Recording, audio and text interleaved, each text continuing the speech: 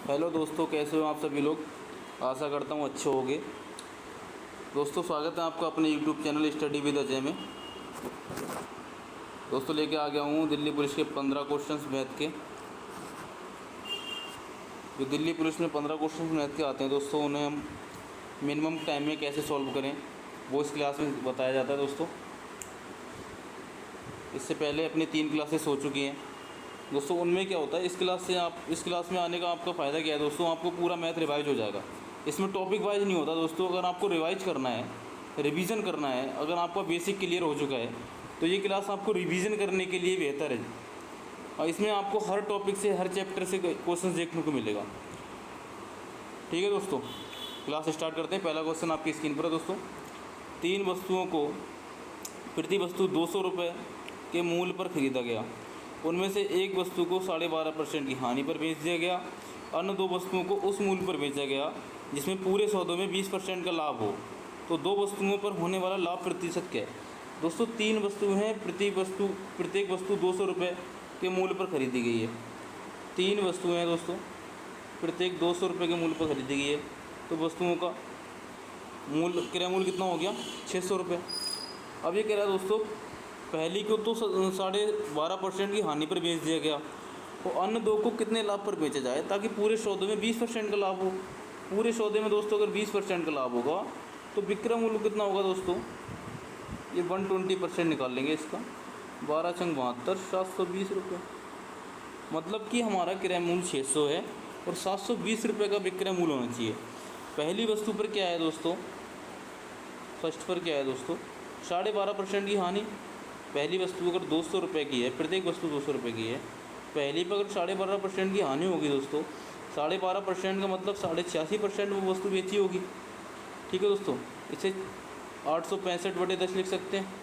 ये कट जाएगा दोस्तों, ये 5 हो जाएगा नीचे, ये हो जाएगा दोस्तों 5 × 5, 5 × 7 = 35 और 5 × 3 = 15। 5 × 5 3, 5 × 7 = 35, 5 × 3 = 15। ये हो गया दोस्तों 173।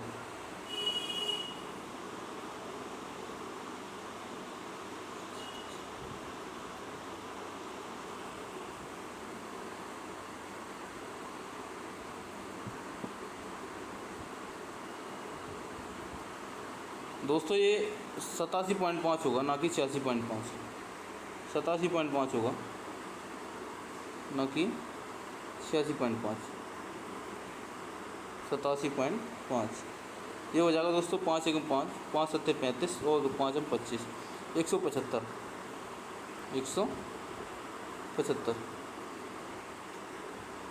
175 हो गया दोस्तों।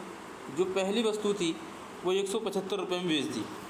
अब दोस्तों अगर 720 में से हम 175 को माइनस कर लें, 175 को, तो कितना बचा, वो 2 वस्तुओं का विक्रय मूल्य निकल के आ जाएगा। एक वस्तु का विक्रय मूल्य तो दोस्तों 175 हो गया। ये हो गया दोस्तों 5, 11 और 11 में से 7 गए, 4 और 5। तो 2 वस्तुओं का विक्रय मूल्य दोस्तों निकल के आया 545। और 2 वस्तुओं का क्रय मूल्य कितना दोस्तों, अगर एक वस्तु का क्रय मूल्य 200 है तो 2 का हो गया दोस्तों 400। 400 रुपये की वस्तु हम 545 में बेच रहे हैं दोस्तों, तो 145 का लाभ ले रहे हैं। 145 का प्रॉफिट हो रहा है 400 पे। वही हमें परसेंटेज में निकालना था दोस्तों। 4 × 3 = 12 और कितना, और 2 गए, 4 × 24 पॉइंट, 4 × 2 = 8, 4 × 5 = 20, 36.25 जो हमें ऑप्शन नंबर 3 में दे रखा है। आई होप समझ में आया होगा दोस्तों। एक बार फिर समझाता हूँ दोस्तों। क्या था, इसमें 3 वस्तुएं थी, प्रत्येक वस्तु का क्रय मूल्य 200 रुपये था। तो दोस्तों 3 वस्तुओं का क्रय मूल्य कितना हो गया, 600 रुपये। एक वस्तु को 12.5% की हानि पर बेचा दोस्तों। एक वस्तु का क्रय मूल्य 200 है, 12.5% की हानि पर मतलब 175 रुपये में बेच दिया दोस्तों। 175 में बेचा और ओवरऑल जो प्रॉफिट हुआ था वो 20% का हुआ था। अगर 600 क्रय मूल्य है दोस्तों, उसका 20% प्रॉफिट के बाद वो हो गया दोस्तों 720 रुपये विक्रय मूल्य हो गया। एक वस्तु का विक्रय मूल्य अगर 175 है, उसको हम निकाल दें तो 2 वस्तुओं का विक्रय मूल्य बचेगा दोस्तों। इसको 175 माइनस किया, 545 बचा। 545 बचा दोस्तों, 545 ये 2 वस्तुओं का विक्रय मूल्य हो गया और 2 वस्तुओं का क्रय मूल्य दोस्तों 400 है। तो 400 रुपये की चीज़ हमने 545 रुपये में बेच दी। तो हमारा प्रॉफिट आया दोस्तों 145। 145 से प्रॉफिट आया, 400 पे तो हमने परसेंटेज में कन्वर्ट कर दिया। चलते हैं दोस्तों नेक्स्ट क्वेश्चन पे। अगर समझ नहीं आया दोस्तों तो आप एक बार बैक करके भी देख सकते हैं। नेक्स्ट क्वेश्चन पे चलते हैं दोस्तों। नेक्स्ट क्वेश्चन है दोस्तों, बी की तुलना में ए 5 गुना कार्यकुशल है, इसलिए ए किसी काम को पूरा करने में बी से 52 दिन कम समय लेता है। तो दोनों एक साथ इस कार्य को करें तो कार्य कितने दिनों में पूरा हो जाएगा। दोस्तों टाइम वर्क से क्वेश्चंस आते हैं। टाइम वर्क से आपको क्वेश्चंस का रेशियो 2 से 3 मिल जाएगा दिल्ली पुलिस में। तो टाइम वर्क को आप दोस्तों 100% क्लियर करके जाएं, जिससे आपको क्वेश्चंस करने में आसानी हो जाएगी। दोस्तों ये क्वेश्चन क्या होता है, इसमें क्या होता है, देखो दोस्तों एक रिलेशन होता है, ये टाइम और ये वर्क। तो इनमें दोस्तों क्या होता है, ये एक दूसरे के अपोजिट होते हैं। ये टाइम वर्क का उल्टा होता है। टाइम का रेशियो अगर 1:2 है दोस्तों, तो वर्क का रेशियो 1:2:1 होगा। ये हमेशा एक दूसरे के उल्टे होते हैं। तो इसी मेथड से हम इस क्वेश्चन को सॉल्व कर सकते हैं। क्वेश्चन को सॉल्व कैसे करेंगे दोस्तों, देखो क्वेश्चन में क्या है, बी की तुलना में ए 5 गुना कार्यकुशल है। बी की तुलना में ये ए है दोस्तों, ये बी है। बी की तुलना में ए 5 गुना कार्यकुशल है। अगर बी 1 करता है काम तो ए 5 करता है, क्योंकि बी की तुलना में ए 5 गुना कार्यकुशल है। ठीक है दोस्तों, इसलिए ए किसी काम को पूरा करने में बी से 52 दिन कम समय लेता है। ये तो दोस्तों हो गया वर्क, ये तो हो गया दोस्तों कार्य का अनुपात वर्क। अगर कार्य के अनुपात को समय के अनुपात में चेंज करना हो तो दोस्तों उल्टा हो जाएगा 5। ये हो गया दोस्तों टाइम। ये ऐसा क्यों होता है दोस्तों, ए की इफिशियंसी है 5, ए एक दिन में 5 काम करता है, बी एक दिन में 1 काम करता है। तो दोस्तों ए अगर एक दिन में 5 काम कर देता है तो बी से कम समय लेगा, बी से कम समय लेगा, क्योंकि बी ए की इफिशियंसी, ए के कार्य करने की क्षमता बी से ज़्यादा है। तो दोस्तों इनमें जो टाइमिंग का रेशियो होता है वो एक दूसरे के अपोजिट होता है। तो इसमें क्या दोस्तों, ए जो है बी से काम करने में 52 दिन कम समय लेता है। ए 52 दिन कम समय लेता है, तो यहाँ 4 दिन कम समय ले रहा है। ये एक दिन में काम करता है, ये 5 दिन में करता है। ये 4 दोस्तों यहाँ पर 4 दिन कम समय ले रहा है। क्वेश्चन में 52 दिन दे रखा है, तो 52 दिन 4 के बराबर हो गया दोस्तों। तो यहाँ से हम 1 की वैल्यू निकाल सकते हैं, ये 13 आएगी। इसमें 13 का मल्टीपल कर देंगे दोस्तों, इसमें भी 13 का मल्टीपल कर देंगे। ये हो जाएगा दोस्तों 13 एकम 13, ये हो जाएगा 65। इनका दोस्तों हो जाएगा एलसीएम 65। ठीक है, ये 13 एकम 13, 13 पंजे 65, वो ये 65, ये 5। ठीक है दोस्तों, तो इनका 1 और 5 ये हो गया 6। एक दिन में 6 काम होगा, ये 5 करेगा, ये 1 करेगा। तो दोस्तों एक दिन में 6 काम होगा। काम कितना करना है हमें, 65। काम 65 करना है, तो 65/6 ये हो जाएगा दोस्तों 6 एकम 6 और 10 हो जाएगा 5। 1 सेकंड दोस्तों,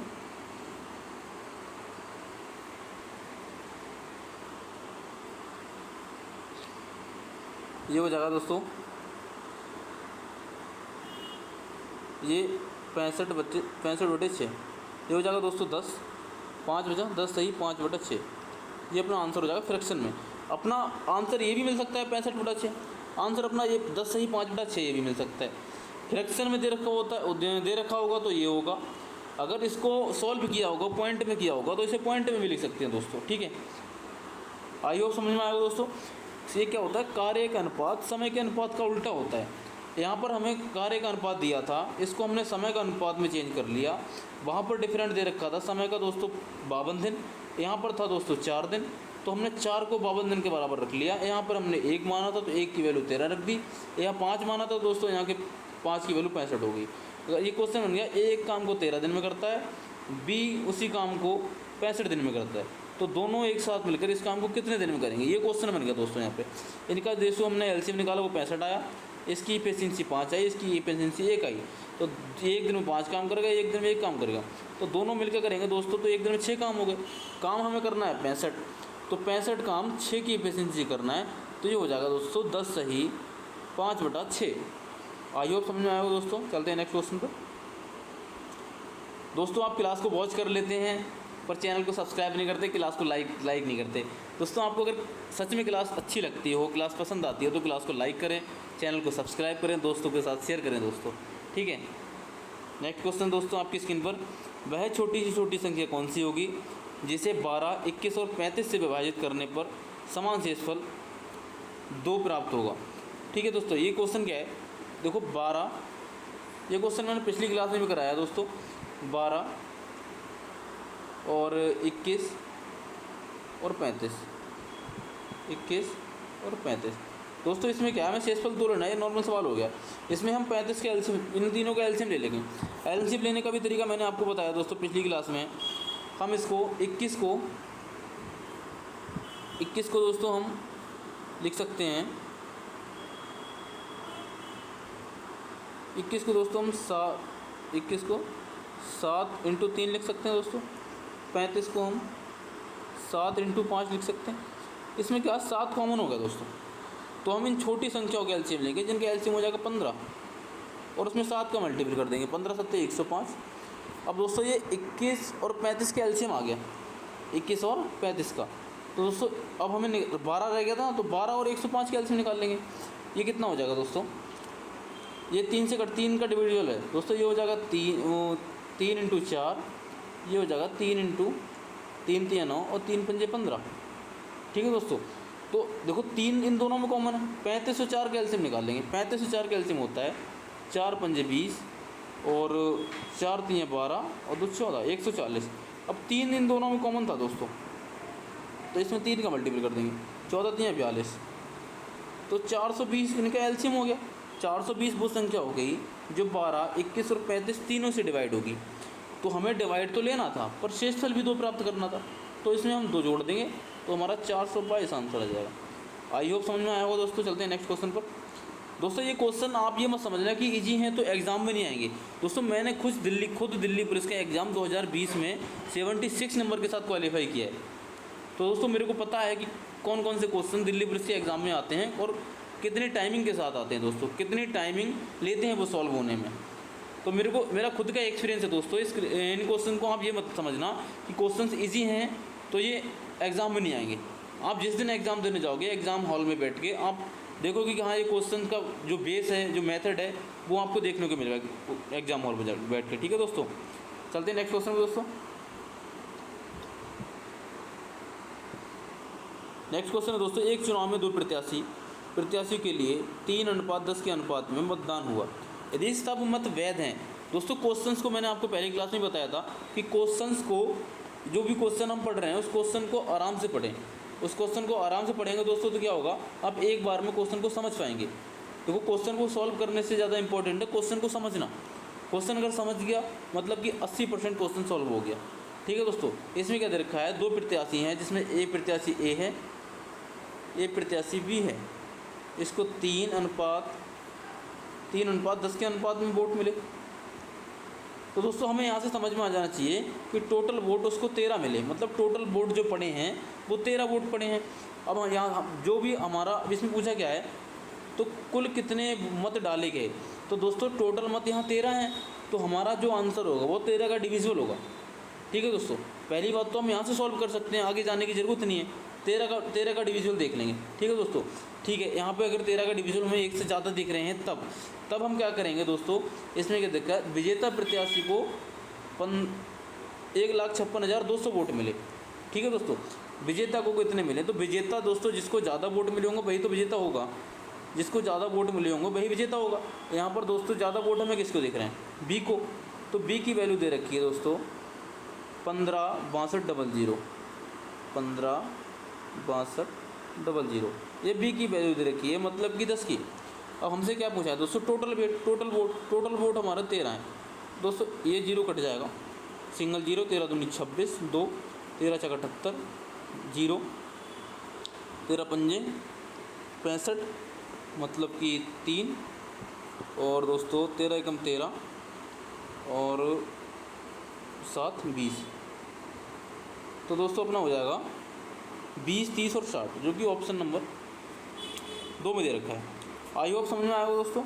इसमें क्या है दोस्तों, ये जो चीज़ है ना कि सभी वैध वोट हैं, सभी वोट वैध हैं, दोस्तों यहाँ पे क्या होता है कि कभी कभी ऐसा दे रखा होता है कि इतने वोट अवैध घोषित किए गए या इतने लोगों ने मतदान नहीं किया। तो दोस्तों वो होता है एडवांस लेवल का क्वेश्चन, ये बेसिक क्वेश्चन है दोस्तों। कभी कभी ये भी देखने को मिल जाता है, इसमें अगर दे रखा होता कि इतने वोट अवैध घोषित किए गए तो डाले गए वैध मतों की संख्या याद करें। तो दोस्तों जितने अवैध वोट दिए होते हैं वो अवैध वोट अलग निकाल देते हैं, मतलब कि जो गलत वोट होते हैं उन्हें अलग कर देते और वैध वोटों की संख्या निकाल देते। इनमें से दोस्तों एक प्रत्याशी को कितने वोट दिए गए ये भी पूछ सकता है एक को कितने वोट दिए गए। तो यहाँ से हम दोस्तों इसको भी निकाल सकते हैं। आई होप समझ में आएगा। दोस्तों चलते हैं नेक्स्ट क्वेश्चन पर। नेक्स्ट क्वेश्चन है दोस्तों, दो धनात्मक संख्याओं के वर्गों का योगफल 24 26 है, उनमें से एक संख्या का वर्गमूल 7 है, तो दूसरी एक संख्या ज्ञात कीजिए। अब दोस्तों इसमें क्या दे रखा है, वर्गमूल 7 है, वर्गमूल 7 है ना कि वर्ग 7 है। ठीक है दोस्तों, तो यही चीज़ है यहाँ पे क्वेश्चंस को पकड़ने की। अगर किसी संख्या का वर्गमूल 7 है, ये वर्गमूल अगर ये 7 है, वर्गमूल 7 है, तो उसका वर्ग कितना होगा, 49। ठीक है दोस्तों, वर्गमूल 7 है, किसी संख्या का वर्गमूल 7 है, इसका मतलब वो संख्या 49 है। ठीक है दोस्तों, ये अगर वर्ग है तो इसका वर्गमूल 7 होगा। ठीक है दोस्तों, वर्गमूल का मतलब होता है जिस संख्या वर्गमूल का मतलब होता है दोस्तों जिसका स्क्वायर करने से जो संख्या आती है, और वर्गमूल का मतलब होता है जो अंडर रूट चढ़ाने पर जो संख्या आती है। मतलब कि जैसे कि हमें दे रखा है कि उनमें से एक संख्या का वर्गमूल 7 है तो वो संख्या 49 रही होगी। ठीक है दोस्तों, अगर ऐसा दे रखा होता है उनमें से एक संख्या का वर्ग 49 है तो वो संख्या 7 होती है दोस्तों। ठीक है दोस्तों, अगर एक संख्या दोस्तों 49 होगी, एक संख्या 49 होगी, उस संख्या का वर्गमूल 7 था, तो दोस्तों वो संख्या हमने 49 निकाल ली। वर्गमूल 7 था, इसका मतलब उसका वर्ग किया तो वो संख्या आ गई, वो संख्या हमारी 49 आई। दोस्तों अगर एक संख्या 49 है तो दूसरी संख्या हम कैसे निकालेंगे, क्योंकि उनके वर्गों का योग हमें 26 24 दे रखा है, 26 24 26। ठीक है दोस्तों, तो 49 एक संख्या तो 49 आ गई। अगर इस संख्या के वर्ग को हम इसमें से माइनस कर दें तो हमें दूसरी संख्या मिल जाएगी। दोस्तों 49 का वर्ग कितना होता है, 49। दोस्तों इसका वर्ग याद है तो बहुत अच्छी बात है, अगर याद नहीं है तो दोस्तों ऐसे निकाल लेंगे हम। देखो दोस्तों 49 और 49 का मल्टीपल करना थोड़ा सा आपको टफ लग सकता है, लेकिन 49 और 50 का मल्टीपल करना आपको टफ नहीं लगेगा। दोस्तों हम इसे ऐसे भी कर सकते हैं, 49 गुणा 50 माइनस 49, क्योंकि दोस्तों 49 की 49 बार गुणा करनी है तो हम इसमें 49 की 50 बार गुणा करके 49 माइनस कर देंगे, मतलब एक 49 ज़्यादा हो रहा है उसे माइनस कर देंगे। ये हो जाएगा दोस्तों 5 ने 45, 4 5 24, 4 24, 24 50। इसमें से हम एक 49 माइनस कर देंगे, मतलब कि 2401। मतलब एक संख्या का वर्गमूल 2401 हो गया। और पूरी संख्या कितनी थी दोस्तों, दोनों संख्या का वर्ग था 2426।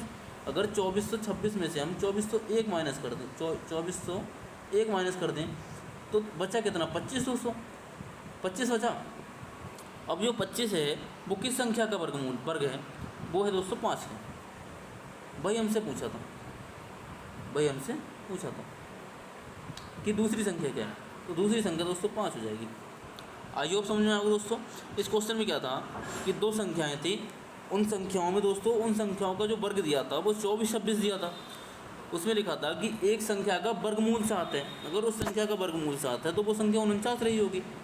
अगर एक संख्या में 49 मिल गई दोस्तों तो 49 का हमने वर्ग किया, 49 का वर्ग कैसे कर लिया हमने, 49 × 50 माइनस 49, जो कि 49 गुणा 49 से इक्वल बेटा 2401। अगर पहली संख्या है तो 2426 में से हमने एक संख्या को माइनस कर दिया तो दूसरी संख्या हमें 25 मिली। ये जो कि वर्ग है तो इस संख्या के वर्गमूल पे जाने के लिए हमें अंडर रूट करना पड़ेगा, इसका अंडर रूट करना पड़ेगा दोस्तों, तो वो संख्या आएगी 5। आई होप समझ में आएगा दोस्तों। चलते हैं नेक्स्ट क्वेश्चन पर। नेक्स्ट क्वेश्चन है दोस्तों, ए ने 9000 की धनराशि 5% साधारण ब्याज पर 3 वर्षों के लिए उधार ली। उसने वह धनराशि 7% साधारण ब्याज की दर पर 3 वर्ष के लिए बी को उधार दे दी। क्या किया, ए ने 9000 रुपये उधार लिए 5% साधारण ब्याज की दर पर 3 वर्षों के लिए। उसने उधार लेकर 7% साधारण ब्याज की दर से 3 वर्षों के लिए बी को दे दिए, दूसरे व्यक्ति को दे दिए। तो उसमें दोस्तों उसने 5% भी लिए और उसने 7% भी दे दिए, मतलब 2% रेट एक्स्ट्रा ले ली दोस्तों। 2% रेट अगर एक्स्ट्रा ले ली, अगर टाइमिंग दोनों में इक्वल है दोस्तों, 3-3 साल, तो 2% एक साल में ज़्यादा मिल रहा है, तो 3 साल में दोस्तों 3 साल में 6% मिल जाएगा। 7% माइनस 5% बराबर 2%। टाइमिंग 3 वर्ष है दोस्तों, तो इक्वल 6% हो जाएगा, मतलब कि 6% का उसे प्रॉफिट हो जाएगा। ठीक है, तो उसे प्राप्त होने वाला लाभ पूछा है, मतलब कि परसेंटेज में तो 6 होगा दोस्तों, लेकिन हमें रुपये में निकालना है, तो 9,000 की राशि है दोस्तों, 6% निकालना है, तो ये हो जाएगा दोस्तों 540। दोस्तों ये सारे क्वेश्चन दिल्ली पुलिस में आए हुए हैं, ये देखो दोस्तों, ये इसका प्रूफ है, सारे क्वेश्चन दिल्ली पुलिस में आ रखे हैं ये। ठीक है दोस्तों, क्वेश्चन नंबर 1, ऑप्शन नंबर 1 आपका आंसर हो जाएगा दोस्तों। चलते हैं नेक्स्ट क्वेश्चन पर। नेक्स्ट क्वेश्चन है दोस्तों, एक आयत की लंबाई एक वृत्त की त्रिज्या का 2/5 है। आयत की लंबाई वृत्त की त्रिज्या की 2/5 है। दोस्तों क्या होता है, आयत का स्ट्रक्चर कैसा होता है, जिसके आमने सामने की भुजाएं बराबर हो, ये आयत हो गया दोस्तों। वृत्त क्या होता है, एक सर्कल होता है। ठीक है दोस्तों, ये हो गया वृत्त। आयत की लंबाई दोस्तों ये होगी लंबाई लंबाई वृत्त की त्रिज्या की 2/5 है। दोस्तों मैंने पिछली क्लास में आपको बताया था, अगर ये ए दे रखा है, ये बी दे रखा है, अगर क्वेश्चन कह दे ए बी का 2/5 है, इसका मतलब ए 2 है, बी 5 है। क्योंकि दोस्तों अगर इसका हम 2/5 निकालेंगे तो नीचे वाला तो कट जाएगा, बचेगा ऊपर वाला जो ए होगा। तो इसमें दोस्तों क्या दे रखा है कि इसमें दे रखा है दोस्तों, इसमें दोस्तों दे रखा है कि आयत की चौड़ाई है, आयत की लंबाई दोस्तों वृत्त की त्रिज्या की 2/5 है। इसका मतलब वृत्त की त्रिज्या तो 5 है दोस्तों। वृत्त ये सेंटर हो गया दोस्तों, ये त्रिज्या होगी 5, और उसकी लंबाई मतलब आयत की लंबाई ये 2 हो जाएगी दोस्तों, ये 2 हो जाएगी। ठीक है दोस्तों, अब इसमें क्या दे रखा है, वृत्त की त्रिज्या एक ऐसे वर्ग की भुजा के बराबर है। अब दोस्तों ये वर्ग हमें दोस्तों इन सब का पता होना चाहिए। मेंसुरेशन दोस्तों दिल्ली पुलिस में बेसिक लेवल की आती है। ये वर्ग दोस्तों, वर्ग की चारों भुजाएं बराबर होती हैं। दे रखा है वृत्त की त्रिज्या ऐसे वर्ग की भुजा के बराबर है जिसका क्षेत्रफल 4900 है। तो दोस्तों वर्ग का क्षेत्रफल क्या होता है, ए स्क्वायर, मतलब कि भुजा स्क्वायर। ये इसका क्षेत्रफल होता है भुजा स्क्वायर, भुजा स्क्वायर। दोस्तों इसकी 4 भुजाएं होती हैं, तो एक भुजा ये हो गई, एक ये हो गई, मतलब कि भुजा स्क्वायर ये, तो ए स्क्वायर हो जाएगा दोस्तों। ए स्क्वायर बराबर हमें 4900 दे रखा है। ठीक है दोस्तों, तो ए बराबर कितना हो जाएगा, ए बराबर 70 हो जाएगा। ए स्क्वायर हट के इस पर अंडर रूट आ जाएगा दोस्तों, ये हो जाएगा 70, मतलब कि इसकी जो भुजा है वो 70 हो जाएगी। और क्वेश्चन में क्या दे रखा है, वर्ग की त्रिज्या एक ऐसे, वो वृत्त की त्रिज्या एक ऐसे वर्ग की भुजा के बराबर है जिसका क्षेत्रफल इतना है। तो वो अगर वर्ग की त्रिज्या, वृत्त की त्रिज्या और वर्ग की भुजा बराबर है, अगर वर्ग की भुजा 70 है तो वृत्त की त्रिज्या भी 70 होगी दोस्तों। और यहाँ पर कितना दे रखा है, रेशियो 5, तो 5 दोस्तों अगर 70 के बराबर हैं, 5 अगर 70 के बराबर है, तो दोस्तों यहाँ से हम आयत की लंबाई निकाल सकते हैं। आयत की लंबाई 2 है दोस्तों, रेशियो में 2, तो ये हो जाएगा 14, ये हो जाएगा दोस्तों 28, 14 हो जाएगा दोस्तों, ये 28 हो जाएगा, 14 दूनी 28, ये अगर 28 हो गया दोस्तों। आयत की चौड़ाई क्वेश्चन में 20 दे रखी है, ये अगर 20 होगी, 20 तो पूछा है तो उसका क्षेत्रफल क्या होगा, आयत का क्षेत्रफल पूछा है दोस्तों, आयत का क्षेत्रफल पूछा है। अब आयत का क्षेत्रफल क्या होता है दोस्तों,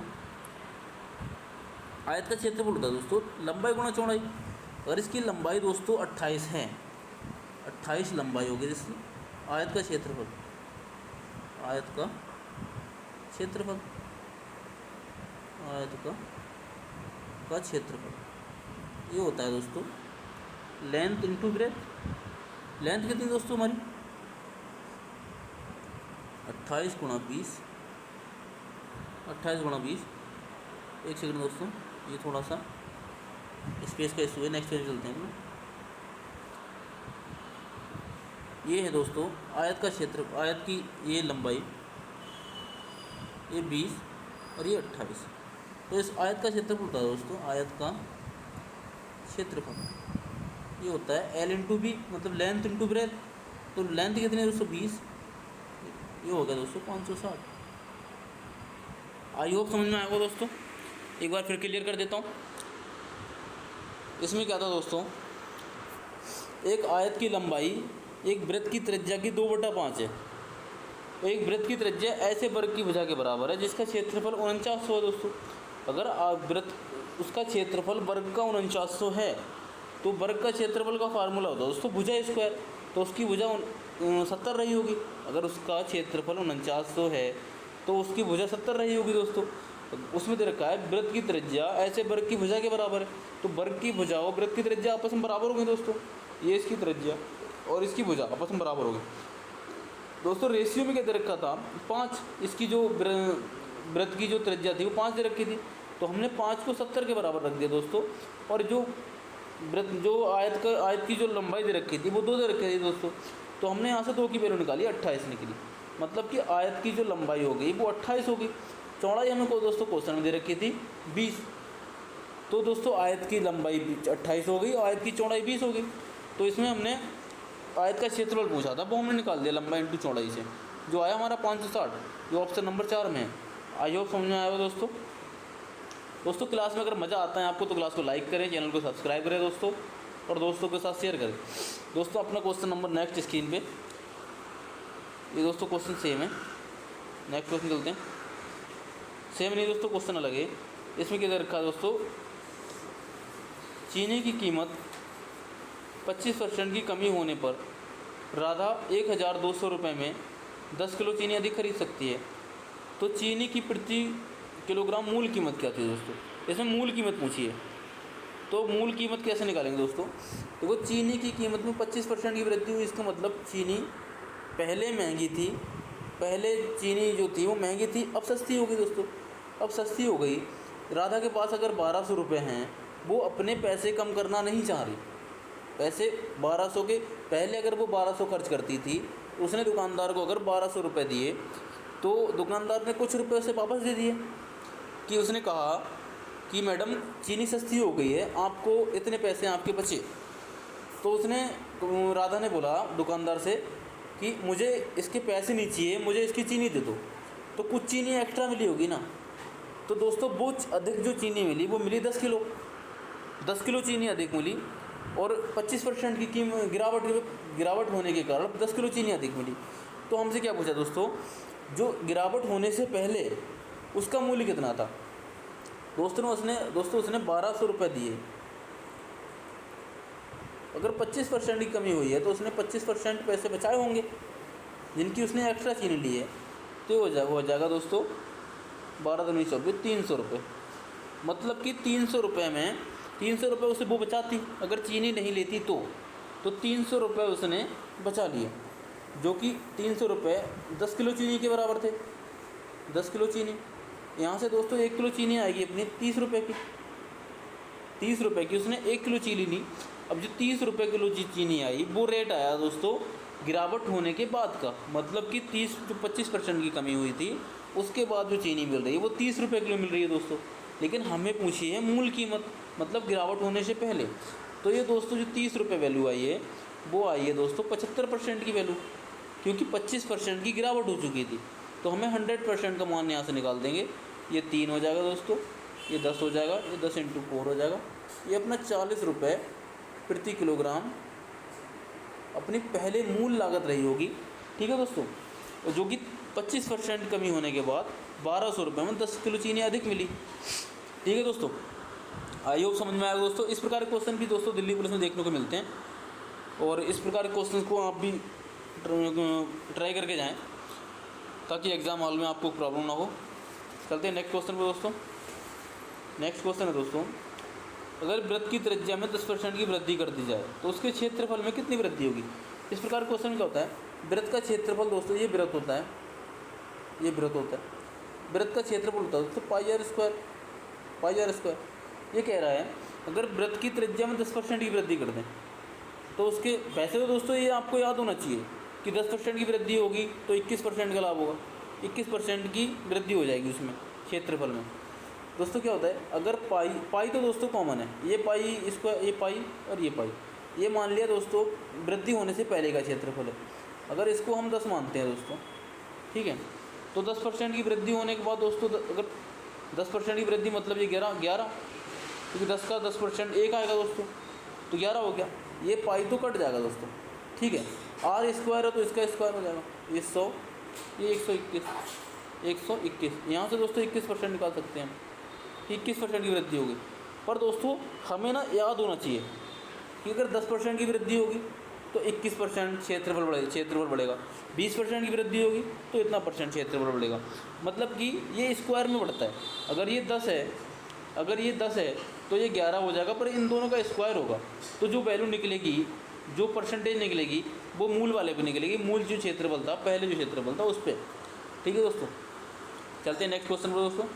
नेक्स्ट क्वेश्चन सेम क्वेश्चन है दोस्तों, स्किप करते हैं इसे। नेक्स्ट क्वेश्चन है दोस्तों, एक दुकानदार अपनी वस्तुओं पर क्रय मूल्य 20% अधिक अंकित करता है।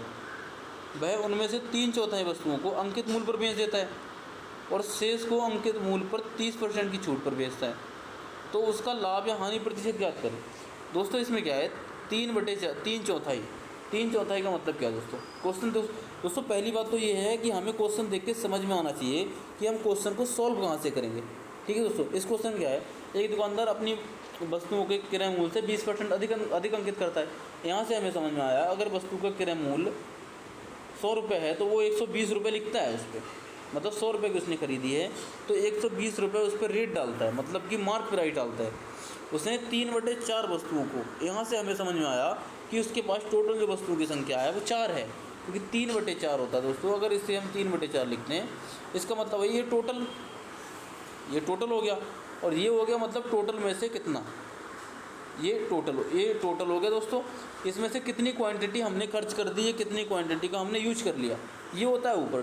ठीक है दोस्तों, तो यहाँ से हमें समझ में आया कि हमारे पास टोटल जो वस्तुएं हैं वो 4 है।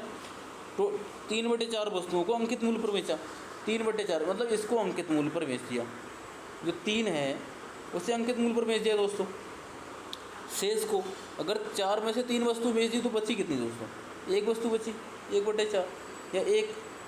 शेष को अंकित मूल्य पर 30% की छूट देकर बेचा।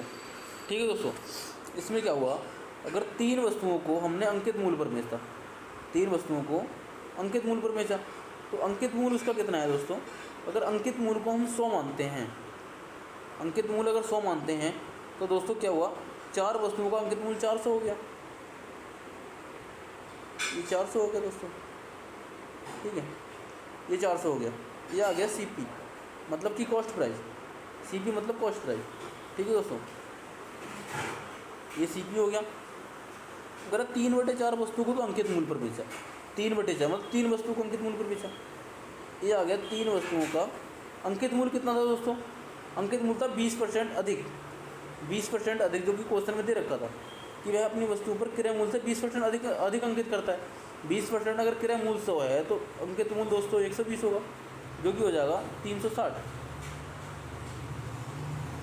मतलब कि उसने 360 में 3 वस्तु बेच दी, 360। अब दोस्तों एक वस्तु बची, अब उसे शेष वस्तु को 30% की हानि पर, एक वस्तु जो बची, अगर एक वस्तु का क्रय मूल्य 100 है तो 30% की हानि पर दोस्तों ये हो जाएगा, एक का क्रय मूल्य अगर 100 है तो 30% की हानि पर मतलब 70 हो जाएगा। यहाँ से दोस्तों हम 70 लिख सकते हैं। ठीक है दोस्तों, 70 हो जाएगा ये। तो एक वस्तु उसने 70 रुपये में बेच दी और 3 वस्तु बेच दी 360 में, तो एक की वैल्यू होगी 70 दोस्तों, तो ये 70। तो टोटल हो गया दोस्तों हमारा, टोटल हो गया 7 6 13 430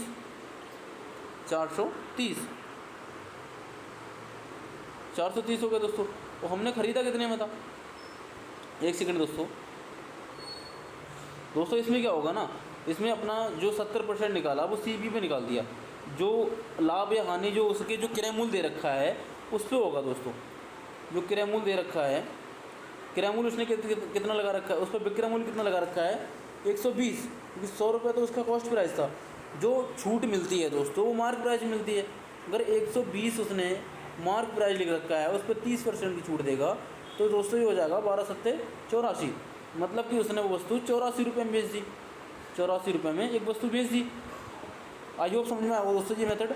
इसमें क्या है, मार्क जो छूट देता है दुकानदार, छूट देगा दोस्तों मार्क प्राइस पे, जो उसने वहाँ पे लिख रखा है दोस्तों। क्रय मूल्य अगर 100 था तो उसने 120 लिख रखा है, ठीक है दोस्तों। तो 120 का अगर वो 30% छूट देगा तो 70% में देगा दोस्तों, 70% में देगा तो 84 रुपये का बेचेगा दोस्तों। ये हो जाएगा 444 का उसका विक्रय मूल्य हो गया, मतलब एसपी हो गया। सीपी कितना था 400 और एसपी कितना हो गया, विक्रय मूल्य हो गया 444। तो यहाँ से दोस्तों लाभ निकला 44 रुपये का, 44 रुपये का लाभ हुआ। परसेंटेज में पूछा दोस्तों, 44 रुपये का लाभ हुआ 400 पर। तो ये हो गया दोस्तों 11% लाभ है, तो इसे प्रेस कर देंगे दोस्तों। ऑप्शन नंबर 1 अपना आंसर हो जाएगा। चलते हैं नेक्स्ट क्वेश्चन पर दोस्तों। नेक्स्ट क्वेश्चन दे रखा है, n संख्याओं का औसत 36 है। यदि 75% संख्याओं में 5 की वृद्धि और शेष संख्याओं में 8 की कमी कर दी जाए तो संख्याओं का नया औसत कितना होगा। दोस्तों हमें संख्या नहीं पता ना, तो इसमें क्या करेंगे दोस्तों, संख्या नहीं पता है तो हम संख्याओं को मान लेंगे। संख्या अगर दोस्तों हम 100 लेते हैं, संख्या अगर 100 लेंगे दोस्तों, संख्या अगर हम 100 लेते हैं तो 75% संख्याओं में क्या करता है दोस्तों, वो 75% में 5 की वृद्धि करता है, 5 की वृद्धि करता है। तो 75 में 5 की वृद्धि कर दी, ठीक है। शेष संख्या कितनी बची दोस्तों, 25। शेष संख्या है 25 बची, 25 बची और उनमें 8 की कमी करता है। तो दोस्तों ये कितने से, ये अगर 5 की वृद्धि करता है इसमें तो 5 की वृद्धि सब में होनी चाहिए, 5 की वृद्धि सब में होनी चाहिए। पर इसमें क्या है दोस्तों, ये 5 की वृद्धि तो करके ले गया, 5 की कमी तो अपने हिस्से के जो शेष संख्याएं बची थी वो 5 की कमी तो ले गई, पर 3 और लेगी दोस्तों। तो ये कितना लेगी टोटल लेगी दोस्तों, ये 25 या 75, 25 दोस्तों। इसमें क्या करेंगे अपना, इसमें करेंगे दोस्तों, अगर 75% वो 5 की कमी करता है, 5 की वृद्धि करता है, 75% में 5 की वृद्धि करता है, ये 75% में 5 की वृद्धि करता है +5, और 25% में 8 की कमी करता है -8। तो दोस्तों इसे लिख सकते हैं हम 25 या 75, 25 एकम 25, 3:1, ठीक है दोस्तों। तो एक टोटल, अगर इसमें प्रत्येक संख्या में 5 की वृद्धि कर रहा है, टोटल 15 की वृद्धि हो रही है दोस्तों। इसमें अगर प्रत्येक संख्या में 8 की कमी कर रहा है तो 8 की कमी हो रही है। तो ओवरऑल कितनी वृद्धि हुई दोस्तों, 7 की वृद्धि, ओवरऑल 7 की वृद्धि हुई, क्योंकि यहाँ 15 अगर ये देगा तो ये 8 इधर से ले लेगा दोस्तों। तो ओवरऑल 7 की वृद्धि हुई। 7 की वृद्धि कितनी हुई, किस पे हुई दोस्तों, 4 पर। यहाँ पर दोस्तों हमने 100 लिया था दोस्तों, ये 25, इसको हम रेशियो में लिख सकते हैं, 25% या 75%। तो इसको हमने रेशियो में कन्वर्ट किया तो हमारी टोटल जो संख्या आ गई, टोटल जो नंबर आ गया वो 4 का आ गया। अब 7 की वृद्धि हुई है दोस्तों 4 पर, तो हो जाएगा 4 एकम 4, 3 बचा दोस्तों, 4 7 28, 4 पंजे 20। तो 1.75%, 1.75 की वृद्धि हो जाएगी प्रत्येक संख्या में। और प्रत्येक संख्या मतलब एवरेज में 1.75 की वृद्धि। एवरेज था दोस्तों हमारा 36, एवरेज अगर 36 था दोस्तों, तो 36 में अगर हम 1.75 जोड़ देंगे तो हो जाएगा दोस्तों 37.75,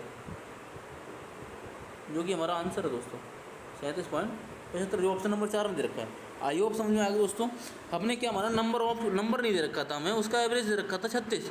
उसने बोला 75% संख्या में 5 की वृद्धि कर दी और शेष संख्या में 8 की कमी। तो हमने नंबर मान लिया 100। इसे हम 10 भी मान सकते हैं दोस्तों, 10 मान सकते हैं, आप अपनी मर्जी से कुछ भी मान सकते हैं। मैंने 100 माना क्योंकि 100 से मुझे ईजी लगा, आप 10 लेके भी कर सकते हैं। मैंने 100 का 75%, 75% में दोस्तों 5 की वृद्धि की और 25% में 8 की कमी कर दी दोस्तों। यहाँ से मैंने रेशियो में कन्वर्ट कर लिया, तीनों एक कर लिया। ये टोटल वृद्धि हुई दोस्तों 15 की, यहाँ टोटल कमी हुई दोस्तों 8 की। तो ओवरऑल जो वृद्धि हुई दोस्तों +7 की वृद्धि हो गई, +7 की वृद्धि हुई दोस्तों 4 पे, क्योंकि यहाँ से मेरा टोटल निकल के आया। टोटल संख्या कितनी थी, 4 की वृद्धि हुई, 7 की वृद्धि हुई 4 पे। यहाँ से मैंने टोटल एवरेज निकाला दोस्तों, जो निकला 1.75, और 1.75 की वृद्धि प्रत्येक संख्या में हुई है। प्रत्येक संख्या हमारी बराबर है 36 है दोस्तों। अगर 1.75 की वृद्धि एवरेज में हमने जोड़ दी, जो हमारा निकल के आया 37.75, जो ऑप्शन नंबर 4 में दे रखा था। आई होप समझ में आएगा दोस्तों। चलते हैं नेक्स्ट क्वेश्चन पर। नेक्स्ट क्वेश्चन है दोस्तों, अर्धवार्षिक रूप से चक्रवृद्धि की जाने वाली 8% वार्षिक ब्याज पर निवेशित एक धनराशि एक वर्ष की समाप्ति पर 20,280 हो जाती है। उस धनराशि के लिए वार्षिक रूप से चक्रवृद्धि की जाने वाली उसी ब्याज दर पर 2 वर्ष का ब्याज कितना होगा। दोस्तों क्वेश्चन में क्या है कि एक धनराशि दे रखी है, वो अर्धवार्षिक रूप से चक्रवृद्धि ब्याज जब लिया जाता है 8% की रेट पर, तो जब एक वर्ष की समाप्ति पर जो वो धनराशि 20,280 हो जाती है। मतलब कि एक वर्ष का जो ब्याज मिलता है 8% की रेट पर, और जो ब्याज मिल रहा है वो अर्धवार्षिक मिल रहा है, मतलब 6 महीने में एक बार मिल रहा है। ठीक है दोस्तों, तो जो ब्याज मिलने के बाद मिश्र धन होता है वो 20,280 हो जाता है उसी धनराशि पर। मतलब धनराशि सेम है, वार्षिक रूप से चक्रवृद्धि ब्याज लिया जाए, मतलब पीछे अर्धवार्षिक था, अगर इसमें वार्षिक ब्याज लिया जाए तो टाइमिंग दोस्तों वहाँ 1 वर्ष थी, यहाँ 2 वर्ष कर दी। 2 वर्ष में ब्याज कितना मिलेगा, वहाँ पूरी अमाउंट दे रखा था, यहाँ ब्याज पूछा है। तो इसमें क्या करेंगे दोस्तों, इसमें करेंगे, देखो दोस्तों अर्धवार्षिक की जब बात होती है ना, तो अर्धवार्षिक में दोस्तों रेट जो होती है, रेट ऑफ परसेंटेज होती है, वो तो दोस्तों हाफ हो जाती है, और टाइम जो होता है दोस्तों, टाइम 2 गुना हो जाता है। ठीक है दोस्तों, तो ये हाफ ईयर है, मतलब अगर यहाँ पर रेट हमें 8 दे रखी है तो ये 5% हो जाएगी, और टाइम हमें दे रखा है 1, तो दोस्तों ये 2 वर्ष हो जाएगा, ये 2 वर्ष हो जाएगा। तो हमारा क्वेश्चन हो गया दोस्तों, किसी धनराशि पर 4% की दर से 2 वर्ष को मिलने वाला चक्रवृद्धि ब्याज मिलने पर वह धनराशि 20,280 हो जाती है। तो उस धनराशि पर वार्षिक रूप से चक्रवृद्धि की जाने वाली उसी ब्याज दर से 2 वर्ष का ब्याज पूछा है। तो ब्याज पूछा दोस्तों 2 वर्ष का, वहाँ रेट 8% थी, यहाँ रेट दोस्तों 4% है, क्योंकि अर्धवार्षिक था। यहाँ वार्षिक है दोस्तों, रेट 8% ही रहेगी। इसमें क्या करेंगे दोस्तों, 4% की बात हो रही थी, अगर 4% की दोस्तों इफेक्टिव रेट निकाल लेंगे। इफेक्टिव रेट निकालने का मैंने आपको पिछले क्लास में बताया था, 4 + 4 + 4 × 4/100, तो ये हो जाएगा दोस्तों 8.16% का, उसे 2 साल में ब्याज मिल जाएगा दोस्तों 8.16% का। अब दूसरी वाली जो कंडीशन दे रखी है, तो उसमें दे रखा है कि रेट ऑफ इंटरेस्ट सेम है, टाइमिंग 2 साल की है, तो रेट ऑफ इंटरेस्ट है दोस्तों 8 साल की। तो इसकी भी हम इफेक्टिव रेट निकालेंगे, 8 + 8 + 8 × 8/100। दोस्तों ये मेंटली कैलकुलेशन है, यहाँ करने की ज़रूरत नहीं है, आपको ये पता होना चाहिए कि 4 × 4 = 16, तो ये 8.16 हो जाएगी, ये हो जाएगी दोस्तों 16.64। तो दोस्तों इस पर भी ब्याज मिला हमें 8.16 का, इस पर ब्याज मिला हमें 8.64 का। तो दोस्तों इसमें दे रखा था 20,280 हो जाती है, मतलब कि 1 वर्ष की समाप्ति के बाद तो 100% प्लस इंटरेस्ट, मतलब कि अमाउंट प्लस इंटरेस्ट जो है 20,280 है। इंटरेस्ट कितना है 8.16 इंटरेस्ट 8.16 है, और अमाउंट हमारा 100% है, उसमें हमारा इंटरेस्ट 8.16 है। तो टोटल कितना होगा दोस्तों हमारा 108.16%। में अमाउंट में कितना दे रखा है दोस्तों 20,280, इतना ही है ना, 20,280 अमाउंट में इतना दे रखा है दोस्तों, और परसेंटेज में इतना दे रखा है। तो दोस्तों इससे डिवाइड करेंगे 108.16। ठीक है दोस्तों, और हमसे पूछा था कि 2 वर्ष में ब्याज कितना मिलेगा। ब्याज हमें दोस्तों यहाँ मिल रहा था 16.64, तो हमें इसकी वैल्यू निकाल देनी थी। इसकी वैल्यू कैसे निकालेंगे, अगर 108.16 का मान 20,280 है, तो 16.64 का मान कितना होगा, 16.64 की वैल्यू कितनी होगी निकाल देंगे। इस पॉइंट से ये पॉइंट कट जाएगा दोस्तों, ये हो जाएगा अपना 8 दूनी 16, इससे ये 8 से काटते हैं दोस्तों, अपना 8 से काटेंगे दोस्तों, ये हो जाएगा पहले 4 से डिवाइड कर लो, 4 × 4 = 16, 4 × 1 = 4 और 4 × 6 = 24, 4 × 24, ये हो जाएगा दोस्तों 0।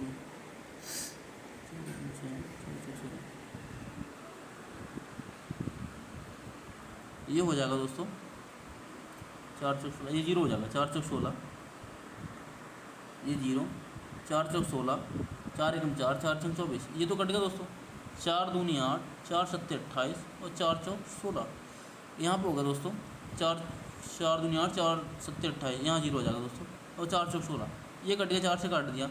उसके बाद हम इसे काटेंगे दोस्तों 4 पंजे 20, फिर हमारा आ गया 4 पंजे 20 और 4 सत्ते 28, 560 हो गया दोस्तों ऊपर, 560। ये 4 से कटेगा और ये कटेगा 4 छंग 24 और 3, 4 छंग 24, एक सेकंड दोस्तों,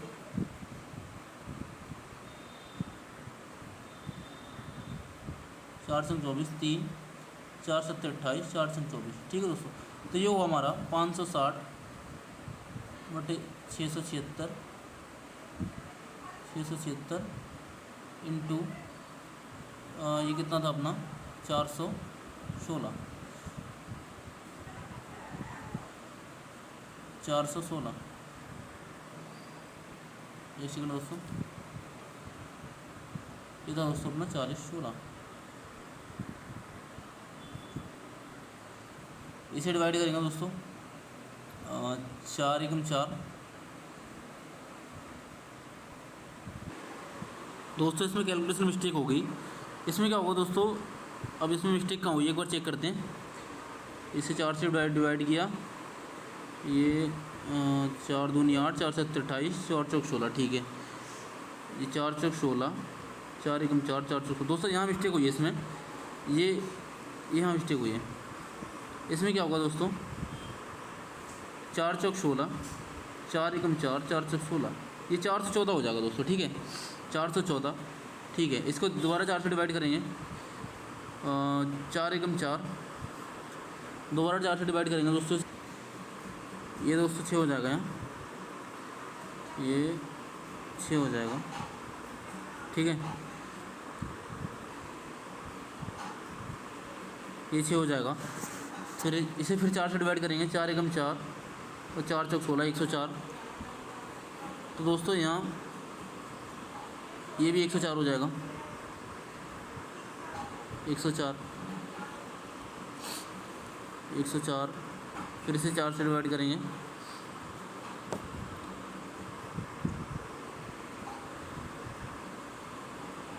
4 एक दूनी 8 और 4 छंग 24। ठीक है दोस्तों, ये हो जाएगा 169। 13 से काट लेंगे, 13 बार कटेगा या 2 बार कट जाएगा। ठीक है दोस्तों, फिर इसमें क्या करेंगे, 2 बार कटेगा। दोस्तों इसकी कैलकुलेशन दोबारा से करते हैं एक बार, इसमें कैलकुलेशन दोबारा से करते हैं।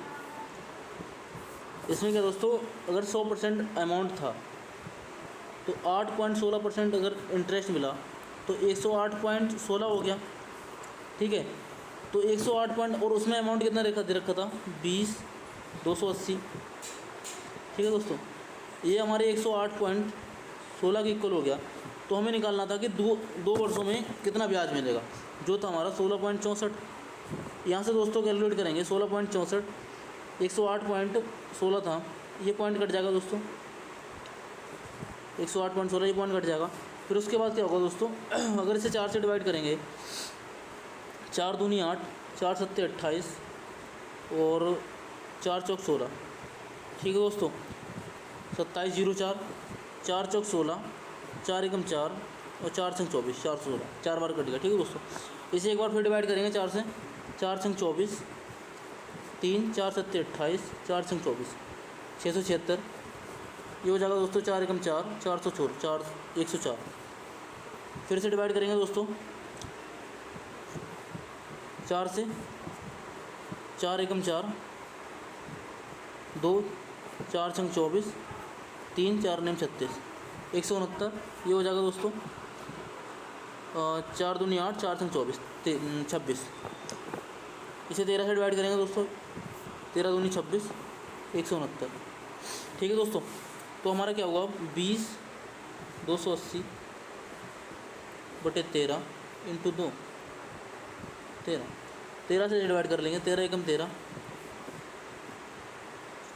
7, 13 पंजे 65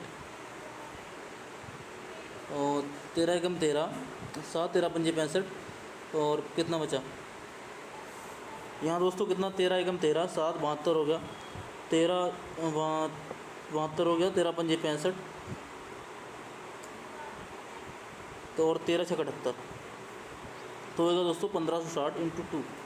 जिसे करेंगे अपना 2 छंग 12, 1 2 पंजे 10, 1 11, 1 2 कम 2 1 3, 3120, जो कि हमारा ऑप्शन नंबर दे रखा होगा। एक बार देखते हैं, ऑप्शन नंबर 2, जो कि ऑप्शन नंबर 2 दे रखा है दोस्तों। इसमें क्या था, थोड़ी कैलकुलेशन थी आगे, इसकी वजह से थोड़ा सा क्वेश्चन थोड़ा बड़ा हो गया और कैलकुलेशन भी बढ़ गई। इसमें क्या था दोस्तों, रेट देखो, अर्धवार्षिक अगर ब्याज दे रखा है तो रेट आधी हो जाएगी और टाइम दोगुना हो जाएगा। बस ये थोड़ी ध्यान रखने वाली बात है। अगर पहली कंडीशन थी 8% इंटरेस्ट वाली, उसका जो मिश्र धन हुआ था 1 साल में 2080 हो गया। हमने रेट निकाली तो रेट हमारी 8.16% आई। अगर 100% अमाउंट था तो परसेंटेज में होगा दोस्तों हमारा 108.16, और अमाउंट में दे रखा था 20,280, तो 108.16 को हमने 20,280 के बराबर रखा। ठीक है दोस्तों, 108.16 को हमने 20,280 के बराबर रखा। दूसरी वाली कंडीशन में अगर रेट ऑफ इंटरेस्ट 8% ही रहा, टाइम पीरियड 2 वर्ष का हो गया, पर ब्याज वार्षिक रूप से लिया जा रहा है, तो दोस्तों इसमें हमने क्या किया, 16 इसका जब रेट निकाली, इसकी जो रेट निकली दोस्तों वो निकल के आई हमारी 16.64। जब इसकी इफेक्टिव रेट निकाली 16.64 निकली, तो ओवरऑल हमें 16.64 की वैल्यू ही निकालनी थी। तो दोस्तों हमने 108.16 को 20,280 के बराबर रखा, 16.64 की वैल्यू निकाली। हमने जब कैलकुलेट किया दोस्तों तो हमारी 3120 निकल के आई। थोड़ी सी यहाँ पे दोस्तों एक बार कैलकुलेशन में थोड़ी मिस्टेक हो गई थी, इसलिए क्वेश्चन में टाइम ज़्यादा लग गया। आई होप समझ में आ गया दोस्तों। चलते हैं नेक्स्ट क्वेश्चन पर। नेक्स्ट क्वेश्चन दे रखा है दोस्तों, एक रेलगाड़ी 400 किलोमीटर की दूरी एक समान चाल से तय करती है। यदि उसकी चाल 10 किलोमीटर प्रति घंटा अधिक होती तो उसे वही दूरी तय करने में 2 घंटे का कम समय लगता दोस्तों। तो इसमें क्या है दोस्तों, इस क्वेश्चन में दोस्तों इस प्रकार के क्वेश्चन में क्या होता है, आप सबसे पहले ट्राई करो ऑप्शन से अगर ट्राई करते हैं दोस्तों। इसमें तो दोस्तों देखो, पहले बात तो ये है, ऑप्शन सारे सामने दिखाई दे रहे हैं और करेक्ट ऑप्शन भी सामने दिखाई दे रहा है टिक हुआ। तो उसमें क्या होता है दोस्तों, 400 किलोमीटर की दूरी दे रखी है, 400 किलोमीटर की दूरी इसमें दे रखा है कि एक समान चाल से चला तो उससे अगर x टाइम लगा। अगर पूछ रहा है अगर उसकी स्पीड जो है वो 10 किलोमीटर प्रति घंटा बढ़ा दी जाए, उसकी स्पीड 10 किलोमीटर प्रति घंटा बढ़ा दी जाए तो उसको कितना टाइम लगेगा। ठीक है दोस्तों, ये पूछ रहे हैं, उसको 10 किलोमीटर प्रति घंटा बढ़ा दिया, 2 घंटे अधिक लगते हैं। अगर इसमें दोस्तों वाई स्पीड से जा रहा है तो उसे x टाइम लग रहा है। अगर उसमें 400 की स्पीड वह y + 10 की स्पीड से जाए तो x - 2 घंटे लगेंगे। एक तो दोस्तों अगर इस इक्वेशन को सॉल्व करने तो भी अपना आंसर आएगा, पर इसमें दोस्तों क्या होगा, इसको इसके बराबर रख दें तब भी अपना आंसर आएगा, पर इसमें क्या होगा दोस्तों, टाइमिंग लगेगी। पर टाइम को हमें बचाना है क्योंकि एग्जाम हॉल में बैठ के टाइम अपने पास इतना होता नहीं है। तो दोस्तों इसमें क्या करेंगे, सबसे पहले ऑप्शन उठाएंगे। ऑप्शन दोस्तों अगर मैं 40 लेके सॉल्व करता हूँ तो 400 की स्पीड से 400 किलोमीटर 40 की स्पीड जाएगा दोस्तों 40 घंटे, 40 ले लेगा वो, 10 घंटे ले लेगा, 10 लेगा दोस्तों। अगर वह 10 किलोमीटर प्रति घंटा स्पीड बढ़ा दे, 400 की स्पीड 50 की स्पीड जाए तो दोस्तों यहाँ पे आया 8 घंटे, मतलब कि 2 घंटे कम समय लिया। यही हमारा क्वेश्चन ले था, तो क्वेश्चन प्रूव हो जाता है यहाँ से दोस्तों। तो ऐसे भी कर सकते हैं। चलते हैं नेक्स्ट क्वेश्चन को दोस्तों। नेक्स्ट क्वेश्चन है दोस्तों, इतने क्वेश्चन है अपने क्लास में। अगर दोस्तों क्लास अच्छी लगी हो, क्लास में मज़ा आया हो दोस्तों, क्लास में क्वेश्चंस अच्छे लगे हों, समझ में आए हों, तो क्लास को लाइक करें दोस्तों, चैनल को सब्सक्राइब करें और दोस्तों के साथ शेयर करें। और थैंक यू दोस्तों, जय हिंद। मिलते हैं नेक्स्ट वीडियो में। जय हिंद दोस्तों।